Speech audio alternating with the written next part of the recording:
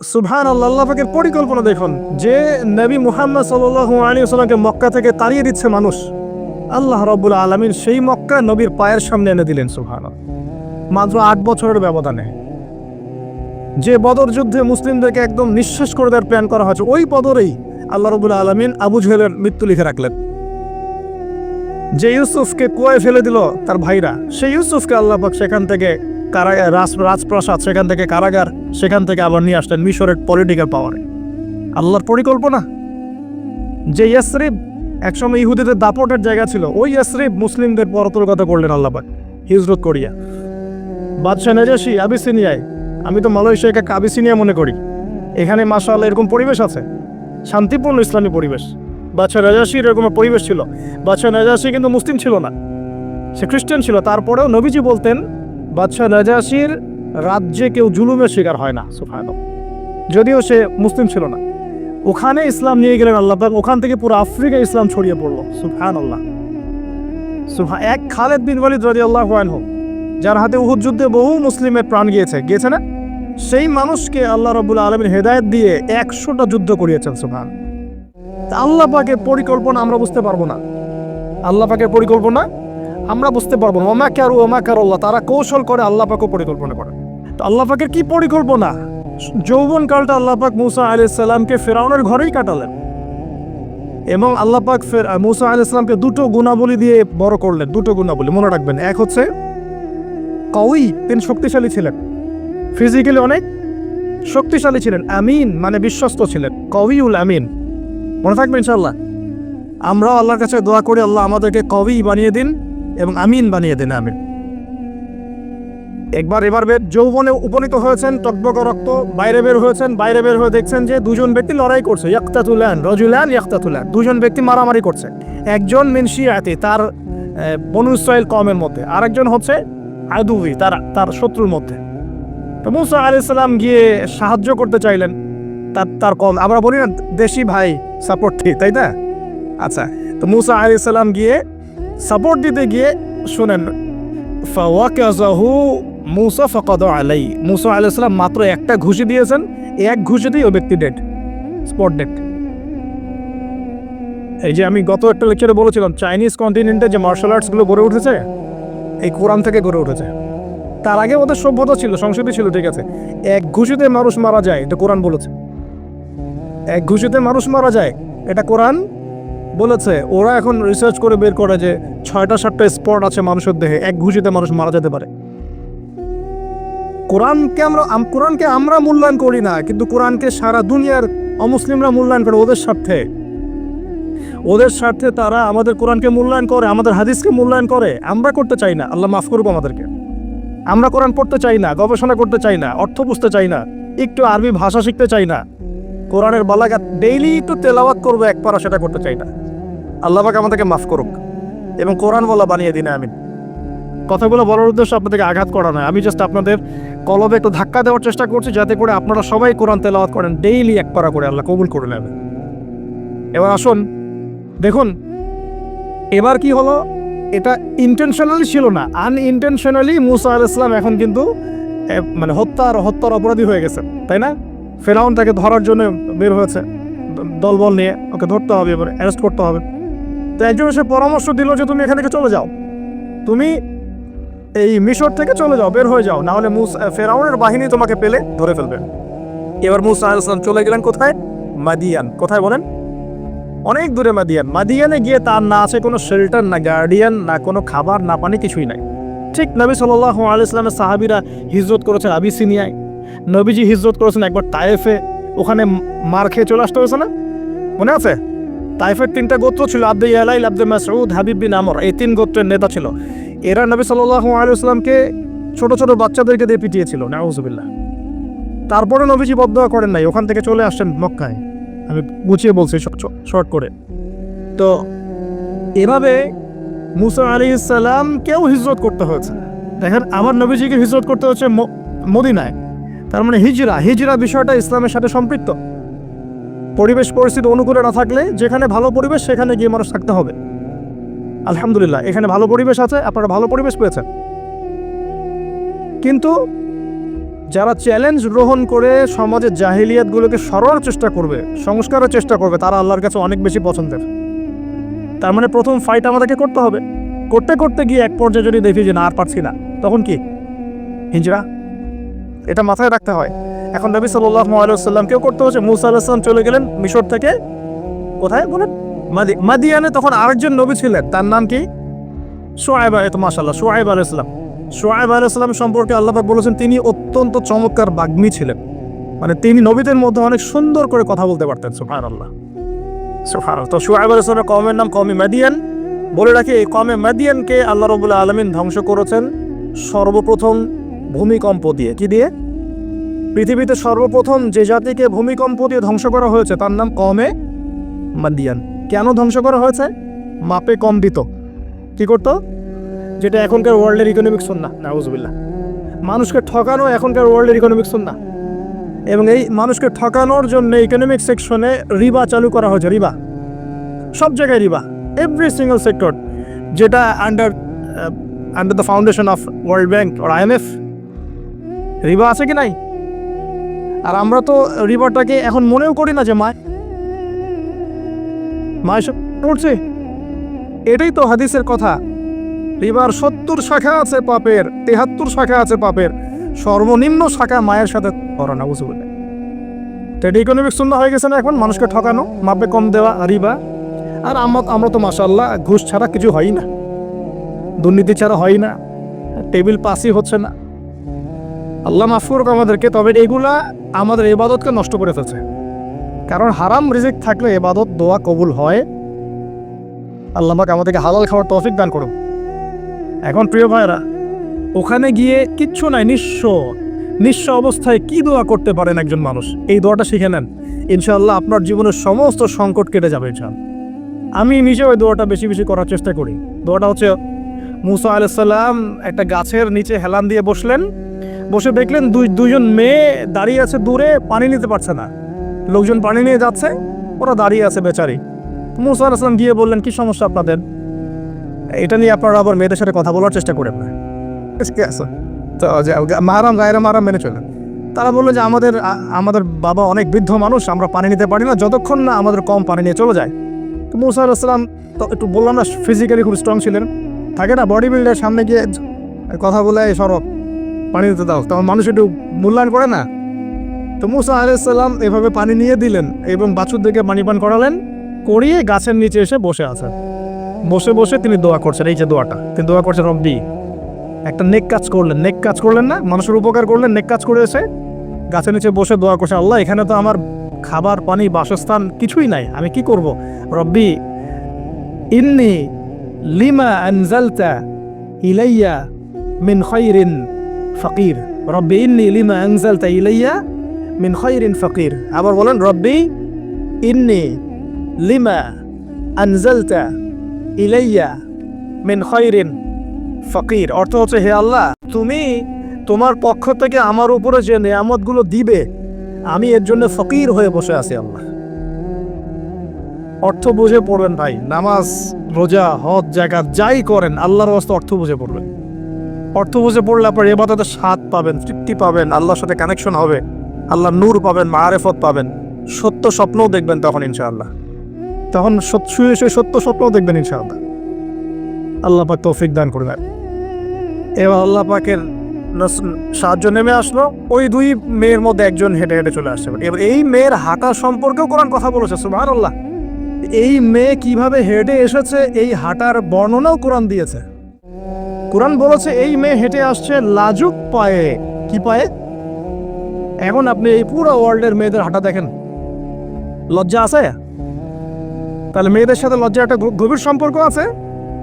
এই মেয়ে প্রশংসা আল্লাহ পাক কোরআনে করলেন, লাজুক পায়ে, লাজুক ভঙ্গিতে, অবনত নয়নে সে হেঁটে আসলো। এখন আপনি কেলে যান, গো টু খেল, আপনাদের টুইন টাওয়ারে যান, দেখেন সবার হাঁটা চলো দেখেন। হায়া লজ্জার কোনো বালাই আছে এখানে? আমি গত লেকচারে বলেছিলাম যে আদম আলাইহিস সালাম এবং হাওয়া আলাইহিস সালাম, ইবলিস তাদের সাথে প্রথম যে আচরণ করেছে ওই ফল খাওয়ানোর পরে, সেটা কি? তাদের গা থেকে পোশাক খুলে পড়ে গেছে। মানে নগ্ন করে দিয়েছে আমাদের পিতামাতাকে। মহাবিশ্ব নগ্ন করে দিয়েছে কে? ইবলিস। তো এখন এই পৃথিবীতে আমরা যারা নগ্নতার চর্চা করছি তার কার এজেন্ট আমরা বুঝতে বাকি আছে? আমার কথা কি বুঝতে পারছেন কি না? এই কানেকশন মেলানোর চেষ্টা করো, ডটসগুলো মেলানোর চেষ্টা করো। সামনে যাই প্রিয় ভাই, এই মেয়ে এসে বলছে আমার বাবা আপনাকে ডাকেন, আমার বাবা আপনাকে ডাকছেন। তিনি গেলেন, বাবা সোহাইব আলাইহিস সালাম। তখন এক বোন ইনডাইরেক্টলি বাবাকে বোঝাচ্ছে যে বিয়ে শাদী দিলে ভালো হয়। এক বোন বলছে যে আপনি তো তাকে পুরস্কৃত করতে চাচ্ছেন, তাহলে এরকম কওয়িউন আমিন একজন মানুষকে সবচেয়ে ভালোভাবে পুরস্কৃত করা যায় তার যথাযোগ্য প্রতিদান দেওয়ার মধ্য দিয়ে। তো মেয়ের ইশারা বাবা বুঝেছেন, তিনি নিজের এক মেয়ের সাথে মুসা আলাইহিস সালাম বিয়ে দিলেন। সুবহানাল্লাহ। তবে শর্ত দিলেন, দেন মোহর কি? মোহর তো নাই। মোহর কি এবার? মোহর হচ্ছে 8 বছর তোমাকে আমার ফার্মে কাজ করতে হবে। এটা আগেকার একটা স্টাইল ছিল, সুন্নাহ। এটা এখন নাই, যদিও আগে এরকম ছিল যে দেনমোহর দেওয়ার জন্য এই একটা পদ্ধতি ছিল। যেমন ইয়াকুব আলাইহিস সালামের ক্ষেত্রেও এরকম 7 বছরের কথা আসছে। তিনি 7 বছর তার শ্বশুরের ফার্মে কাজ করেছেন। এটা নতুন ছিল না ওই সময়, এটা কমন ছিল। এখন যেমন আমাদের দেশে কমন 10 লাখ টাকা মোহর হবে, 10,000 টাকা দিব, বাকিটা সব বাকি, তাই না? তো এরকম আর কি কমন কিছু বিষয় থাকে আর কি। আস্তাগফিরুল্লাহ, মাফ করো। বলবে বাসরাতে, বলবে আমাকে মাফ করে দাও। শুরুতেই নিজের গায়রথহীনতার পরিচয় দিল। আবার এদিকে শ্বশুরের কাছে মাশাল্লাহ মোটা অঙ্কের ডোনেশন নিতে চাচ্ছে, যৌতুক। আর বিয়ে আমাদের ওখানে মাশাল্লাহ মানে কেনা বেচা, মেয়ে বিক্রি করতেছে আর ছেলে কিনতেছে। এবার 8 বছর পূর্ণ করা হলো, তিনি আরো 2 বছর 10 বছর পূর্ণ করলেন। এই 10 বছরে মুসা আলাইহিস সালাম নববী পরিবেশ পেলেন, অভিভাবক পেলেন, স্ত্রী পেলেন, প্রেমময়ী সন্তান ইত্যাদি সবকিছু। এবার আল্লাহ রাব্বুল আলামিন তাকে মিশরের দিকে যাওয়ার যে সময়টা এখন হয়ে গেছে, 10 বছর হয়ে গেছে, মিশরের দিকে যেতে হবে। যাওয়ার পথে স্ত্রীর প্রসব বেদনা উঠেছে। তখন মুসা আলাইহিস সালাম আগুন খুঁজছেন। আগুন কি খুঁজছেন ভাই? আগুন খুঁজতে তুর পাহাড়ের ওখানে গিয়ে দেখছেন যে আগুন গাছে জ্বলছে, সবুজ পাতার উপরে আগুন। তিনি অবাক। এই সময় আওয়াজ আসলো, বিসমিল্লাহির রহমানির রহিম, ইন্নী আনা রব্বুক ফাখলা'না আলাইক ইন্নাকা বিল ওয়াদিল মুকদ্দাস তুয়া। মুসা, ইন্নানি আনা আল্লাহ লা ইলাহা ইল্লা আনা ফা'বুদনি ওয়া আকিমিস সালাতা লিযিকরি। মানে এখানে অনেকগুলো কথা আছে, সূরা তাহার মধ্যে আছে। আওয়াজ চতুর্দিক থেকে ভেসে আসলো। মহান আল্লাহ রব্বুল আলামিন তার শান অনুযায়ী, তার ইজ্জত অনুযায়ী তিনি যেভাবে কথা বলেন সেভাবে মুসা আলাইহিস সালামের সাথে কথা বললেন। আল্লাহু আকবার। বললেন, ইয়া মুসা, হে মুসা, ইন্নানি আনা আল্লাহ, নিশ্চয় আমি আল্লাহ, লা ইলাহা ইল্লা আনা, আমি ছাড়া কোনো ইলাহ নাই, ফা'বুদনি, তুমি আমার ইবাদত করো, ওয়া আকিমিস সালাতা লিযিকরি, আমার ইবাদতের জন্য সালাত কায়েম করো, আমার জিকিরের জন্য সালাত কায়েম করো, আমার স্মরণের জন্য সালাত কায়েম করো। ফাখলা'না আলাইক, তোমার জুতা খুলে ফেলো, ইন্নাকা বিল ওয়াদিল মুকদ্দাস তুয়া, তুমি তুয়া উপত্যকায় আছো, পবিত্র তুয়া উপত্যকায় আছো। আদব শেখানো হলো। এভাবে অনেক কথোপকথন হলো। নবী মুসা আলাইহিস সালাম ভয় পেয়ে গেলেন এবং আল্লাহ পাক আরো কথা বললেন, ওয়ামা তিলকা বিয়ামিনিকা ইয়া মুসা, তোমার ডান হাতেটা কি? মুসা আলাইহিস সালাম বলছেন, ক্বালা হিয়া আসায়া আতাওয়াক্কাউ আলাইহা ওয়া আহুশু বিহা আলা গনামি ওয়া লিয়া ফিহা মাআরিব উখরা। এটা তো আমার লাঠি, এটা দিয়ে আমি ডালপালা পারি, আমার ওই যে গবাদি পশু চড়াই। আল্লাহ পাক বলছেন যে এটা ছুঁড়ে মারো, আলকিহা ইয়া মুসা, এটা ছুঁড়ে মারো। ফালকাহা, তিনি ছুঁড়ে মারলেন, ফাইদা হিয়া হাইয়াতুন তাসা, এবং এটা ছোটাছুটি শুরু করলো, বড় একটা সাপ হয়ে গেল। সুবহানাল্লাহ। এগুলো কোনো গাল গল্প নয়, এগুলো আল্লাহ রাব্বুল আলামিনের মুজিজাতুল কুবরা, এটা বড় মুজিজা। তিনি পিছনের দিকে দৌড়ানো শুরু করলেন সাপ দেখে, খাইফা ইয়াতারাক্কাব, মানে ভয়ে দৌড়ানো শুরু করলেন। আল্লাহ পাক বলছেন, লা ইয়াখাফু লাদাইনাল মুরসালিন, আমার কাছে রাসূলগণ ভয় পায় না, তুমি ভয় পেও না, তুমি ওটাকে ধরো পিছন থেকে, সেটা আবার লাঠি হয়ে যাবে। পিছন থেকে হাত দেওয়া হলো, লাঠি হয়ে গেল। সুবহানাল্লাহ। এবার বলছে যে তুমি তোমার বগলের নিচে হাত ঢুকাও। মুসা আলাইহিস সালাম বগলে হাত ঢুকালেন, বের করলেন, হাত থেকে টর্চ লাইটের মতো আলো বের হওয়া শুরু হলো। এটা দ্বিতীয় নিদর্শন। কেন দেওয়া হলো নিদর্শন? এবার আল্লাহ পাক তার দায়িত্বটাকে বলছেন, তোমাকে নিদর্শনগুলো কেন দিলাম, তোমাকে মনোনীত কেন করলাম, কেন তোমাকে মনোনীত করলাম, ওসা তোমার কাজটা কি? তোমার কাজ এখন এটা, ইযহাব ইলা ফিরআউনা ইন্নাহু তাগা, তুমি ফিরআউনের কাছে যাও, ফিরআউন সীমা লঙ্ঘন করেছে। মনে আছে ফিরআউনের কথা? সীমা লঙ্ঘন করেছে।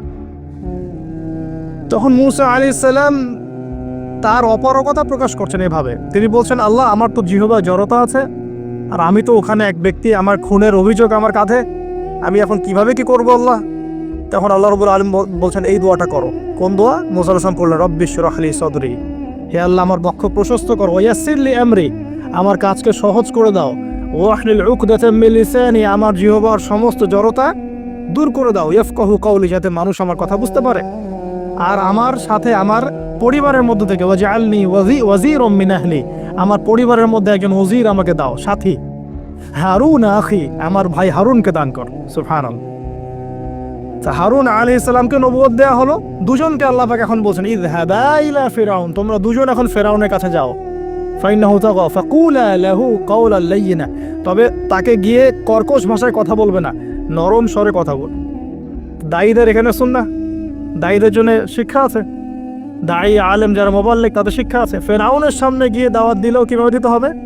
ফাকুলা লাহু কাওলান লাইয়িনা, নম্রভাবে কথা বলো। লাআল্লাহু, কেন নম্রতার সাথে? লাআল্লাহু ইয়াতাযাক্কারু আও ইয়াখশা, হয়তোবা নম্রতা প্রদর্শন করলে সে উপদেশ গ্রহণ করতে পারে, অথবা সে আল্লাহকে ভয় করতেও পারে। আল্লাহ পাক তো আগে থেকে জানেন সে ঈমান আনবে না, তারপরও আমাদের আদব শিখাচ্ছেন আল্লাহ পাক এখানে। তারা দুজন চলে গেলেন, দাওয়াত দিলেন। ফিরআউন মশকরা করছে, ওয়ামা রব্বুকুম ইয়া মূসা, তোমাদের দুজনের রব আবার কে? হ্যাঁ, মূসা আলাইহিস সালাম বুঝাচ্ছেন, রব্বি আল্লাযী, আমার রব সেই রব যিনি জীবিতকে মৃত করেন, মৃতকে জীবিত করেন, ইত্যাদি। মানে যার হুকুম ছাড়া একটা গাছের পাতাও নড়ে না, যিনি মাটি থেকে সব উৎপন্ন করেন, বৃষ্টি বর্ষণ করেন, সব বুঝালেন। ফিরআউনের বক্তব্য তখন এটাই ছিল, তোমাদের কাছে কি কোন নিদর্শন আছে? কোন আয়াত নিদর্শন আছে? হ্যাঁ নিদর্শন আছে। কি? লাঠি ছুঁড়ে মারলেন, সাপ হয়ে গেল। এখন ফিরআউন বলছে এটা তো জাদু, এটা কি? আমার জাদুকররা ওটা পারেন, জাদুকরটাকে ডেকে না হলো, জাদুকররাও লাঠি ছুঁড়ে মারলো, সাপ হয়ে যাচ্ছে। কিন্তু এই বড় সাপ ওদের সব সাপকে খেয়ে ফেললো। তখন ফিরআউন কিন্তু ভয় পেয়ে গিয়েছিল। এরপরেও এই হাত বের করে আলোর এই নিদর্শন দেখানো হলো, তাওহীদের দাওয়াত দেওয়া হলো, ফিরআউনকে ভয় করতে বলা হলো, ফিরআউনকে সতর্ক করা হলো যে আমার রব, আপনার রব, সবার রব হচ্ছেন আল্লাহ। সব কিছু বোঝানো হলো, কিন্তু ফিরআউন এই কোনো কথাই গ্রহণ করলো না।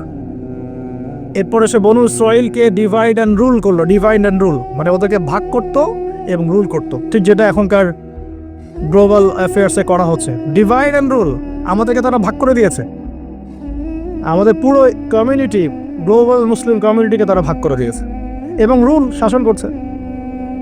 এবং কারো গায়ে আঘাত লাগলে আরেকজন গিয়ে সেই ব্যথা নিরসন করতে চায় না, বরং অপেক্ষা করে আমার গায়ে তো আর আসে নাই, তার গায়ে আসছে। ঠিক আছে, ব্যাপারটা এটা শুধু গ্লোবাল অ্যাফেয়ার্স না, এটা সবখানে, একটা রাষ্ট্রের ভিতরেও ঢুকে গেছে। ওই ভাইকে বলছে বলুক, আমাকে তো আর কিছু বলে নাই, ওকে গায়েব করে ফেলুক, আমাকে তো আর কিছু করে নাই, ও ভিতরে গেছে, আমাকে তো কিছু বলে নাই। এই আচরণের কারণে আস্তে আস্তে আস্তে আস্তে মুসলিমদের শক্তি সব সংকুচিত হয়ে আসে। এটা নতুন কোনো বিষয় না, ফিরআউনের সুন্নত এটা, ডিভাইড অ্যান্ড রুল, যেটা ব্রিটিশরা করে গেছে সারা ওয়ার্ল্ডে। সুবহানাল্লাহ, দেখুন সবকিছু ওরা কোরআন থেকেই নিচ্ছে মনে হচ্ছে আমার কাছে। এখন একটা দুইটা না, নয়টা পরীক্ষা ফিরআউনকে করা হলো। মুসা আলাইহিস সালাম যখন বলেন দোয়া করেন, তখন গজব উঠে যায়। ফিরআউন তখন এসে বলে যে ঠিক আছে, তুমি দোয়া করো, তাহলে আমরা বনু ইসরাঈলকে ছেড়ে দিব। যখনই মুসা আলাইহিস সালাম দোয়া করে, গজব উঠে যায়, সে আর বনু ইসরাঈলকে ছাড়ে না। এখন এভাবে 9টার বর্ণনা আসছে। একবার আসছে পঙ্গপালের শাস্তি, একবার আসছে ব্যাঙের শাস্তি, একবার আসছে মহামারীর শাস্তি, একবার আসছে উকুনের শাস্তি, একবার রক্তের নদী। এরকম 9টা আযাব আল্লাহ পাক দিয়েছেন কাদেরকে? এই ফিরআউনের সম্প্রদায়। সর্বশেষ, আমি লম্বা করলাম না, সর্বশেষ যেটা হয়েছে, কারণ আমি কনক্লুশনে কিছু পয়েন্ট বলবো। সবশেষে যেটা হলো, 20 বছর, কত বছর? প্রায় 20 বছর জুলুম করলো ফিরআউন দাওয়াত পাওয়ার পরে, প্রায় 20 বছর। দাওয়াত পাওয়ার আগের কথা তো বাদ, দাওয়াত ইসলামের দাওয়াত পাওয়ার প্রায় 20টা বছর সে বনু ইসরায়েলকে এভাবেই টর্চার করতে থাকলো। 9টা নিদর্শন আসলো, কোনোটাই সে গ্রহণ করলো না। এবং সর্বশেষ তার কল ছিল যে আমি ছাড়া তোমাদের কোনো রব আছে এটা আমি জানি না, নাউজুবিল্লাহ। এবং সূরা নাবার মধ্যে আল্লাহ বলেছেন যে ফিরআউন বলেছিল আনা রব্বুকুমুল আ'লা, আমি তোমাদের মহান রব, নাউজুবিল্লাহ। এই ছিল ফিরআউনের শেষ স্টেটমেন্ট। এবার মূসা আলাইহিস সালাম কে নিয়ে চলে যাচ্ছেন মিশর থেকে। ফিরআউন দলবলে ধাওয়া করছে, সামনে সাগর আর পিছনে ফিরআউনের বাহিনী। মূসা আলাইহিস সালাম এখানে বনু ইসরায়েলকে নিয়ে একটা রিমরক বলি আমরা, যেটা পাহাড়ে উঠতে সামনেও যেতে না পারে পিছনেও যেতে না পারে, এরকম একটা অবস্থা। এই সময়ে মূসা আলাইহিস সালামের গোত্রের কিছু মানুষ বলেছিল যে ইয়া মূসা ইন্না লামুদরাকুন, হে মূসা আমরা তো ধরা পড়ে গেলাম, আমরা মনে হচ্ছে ধরা পড়ে গেলাম। এই অবস্থাতে মূসা আলাইহিস সালাম বলেছিলেন একটু বোঝার চেষ্টা করেন, পিছনে ফিরআউনের বিশাল বাহিনী, সামনে সমুদ্র, যাওয়ার কোনো জায়গা নাই, একদম কোনো জায়গা নেই, খালি চোখে কোনো জায়গা দেখা যাচ্ছে না। ওই সময় খালি চোখে বাহ্যিক চোখ দিয়ে কোনো উপায় দেখা যাচ্ছে না, বাহ্যিক চোখে ওই সময় কোনো উপায় দেখা যাচ্ছে না নিষ্কৃতির, নাজাতের। ঠিক এখন সারা ওয়ার্ল্ডে বাহ্যিক চোখে মুসলিমদের নাজাতের কোনো পথ দেখা যাচ্ছে না। বাহ্যিক চোখ দিয়ে কি করবে মুসলিমরা? খালি পড়াশোনা করবে, না কমিউনিটি করবে, না জিহাদ করবে, নাকি তাগুতের এগেনস্টে লড়বে? কি করবে মুসলিমরা? নাকি সারাদিন বসে বসে মসজিদে তাসবিহ টিপবে, নামাজই পড়বে? কি করবে মুসলিমরা? বাহ্যিক চোখ দিয়ে এখানেও কোনো ফয়সালা দেখা যাচ্ছে না। তখন আল্লাহ রাব্বুল আলামিন মূসা আলাইহিস সালামকে একটা পরীক্ষাও নিলেন। একজন বলছে ইন্না লামুদরাকুন, আমরা ধরা পড়ে গিয়েছে। মূসা আলাইহিস সালাম তখন বলছেন দৃঢ়চিত্তে কাল্লা, কাল্লা, কখনো না। ইন্না রব্বি মাইয়া সাইয়াহদিন, নিশ্চয়ই আমার রব আমার সাথে আছেন, তিনি আমাকে পথ দেখাবেন। সুবহানাল্লাহ। তাহলে আজকেও মুসলিমদের সারা ওয়ার্ল্ড ওয়াইড এই চেতনাই থাকা উচিত যে কাল্লা, কখনো না। আল্লাহ ইন্না রব্বুনা মা'ানা, নিশ্চয়ই আমাদের রব আমাদের সাথে আছেন, তিনি আমাদেরকে পথ দেখাবেন ইনশাআল্লাহ। এই পথে আমরা চাই ইহদিনাস সিরাতাল মুস্তাকিম, তাই না? সিরাতাল লাযিনা আন'আমতা আলাইহিম গায়রিল মাগদুবি আলাইহিম ওয়ালাদ দালিন। এই বাস, যখন আপনি পুরো দমে আল্লাহর উপর তাওয়াক্কুল করে ফেলবেন, তখনই তো আল্লাহ রাব্বুল আলামিনের নুসরা নেমে আসবে। বদরের মাঠে নবী সাল্লাল্লাহু আলাইহি ওয়াসাল্লাম হাত তুলে দোয়া করেছে, আল্লাহ এই 313 জন মুসলিম যদি আজকে শেষ হয়ে যায়, ইসলামের নাম নেওয়ার কেউ থাকবে না। দোয়া করতে করতে চাদরটা পর্যন্ত পড়ে গেল। আবু বকর সিদ্দিক দৌড়ে এসে চাদর উঠাই দিলেন, দিয়ে কান্না জড়িত কণ্ঠে বলছেন হাসবুক ইয়া রাসূলুল্লাহ, যথেষ্ট হয়েছে আল্লাহ রাসূল, যথেষ্ট হয়েছে, আর দোয়া করার দরকার নেই, ইনশাআল্লাহ আল্লাহ সাহায্য নেমে আসবে। আল্লাহ পাকের সাহায্য নেমে আসলো, হাজার হাজার ফেরেশতা আল্লাহ নামিয়ে দিলেন বদরের মাঠে। ইনশাআল্লাহ আপনি দেখুন যে সুবহানাল্লাহ, নবী সাল্লাল্লাহু আলাইহি ওয়াসাল্লাম হিজরত করছেন আবু বকর সিদ্দিককে সাথে নিয়ে। মনে আছে গারে সাওরের ঘটনা, সবাই ঘিরে ফেলেছে, এমনকি নিচ থেকে উপর ওদের পা দেখা যাচ্ছে। আবু বকর সিদ্দিক বলছেন যে ইন্না মুদরাকুন, আমরা ধরা পড়ে গেলাম। ইয়া রাসূলুল্লাহ, একই কথা কিন্তু নবী সাল্লাল্লাহু আলাইহি ওয়াসাল্লাম সেই একই কথাই বলছিলেন, লা তাহজান, তুমি দুশ্চিন্তা করো না, ইন্নাল্লাহা মা'ানা, আল্লাহ আমাদের সাথে আছেন, ইনশাআল্লাহ আল্লাহ আমাদের সাথে আছেন। তবে কাদের সাথে আল্লাহ থাকবেন? যারা নামাজ পড়ে না, যারা তাওহীদ শিখে না, সুন্নতের উপর আমল করে না, যারা রিবা খোর, যারা মাদক দ্রব্য সেবন করে, জিনা করে, পর্নোগ্রাফি দেখে, যে বেপরদায় চলে, এদের সাথে আল্লাহ থাকবেন। আমরা যদি আমাদের অবস্থান উন্নত করতে না পারি, আমাদের দ্বারা উম্মার বিজয় হবে না, ফুল স্টপ। আমরা যদি আমাদের অবস্থান উন্নত করতে না পারি, মানে এই যুগের আবু বকর, ওমর, ওসমান, আলী হতে না পারি, আমাদের দ্বারা বিজয় হবে না। আপনি যত টাকা ঢালেন না কেন, যত বড় সংগঠন করেন না কেন, যত পলিটিক্যাল অ্যাফেয়ার্স ডিল করেন না কেন, যতক্ষণ এ যুগের আবু বকর, ওমর, ওসমান, আলী আমরা হতে না পারছি, আমাদের হাতে বিজয় আসবে না। প্রথম কাজটা এখানে ভাই, প্রিয় ভাইরা, রাগ করছে নাকি কথায়? আমাদের প্রথম কাজটা এখানে। ফ্যান্টাসির কোনো মূল্য নাই এখন। Eyewash, showdown, show off, fantasy, online, Facebook, কিচ্ছু না এগুলো। বিশ্বাস করে এগুলো কিচ্ছু হবে না এগুলো দিয়ে।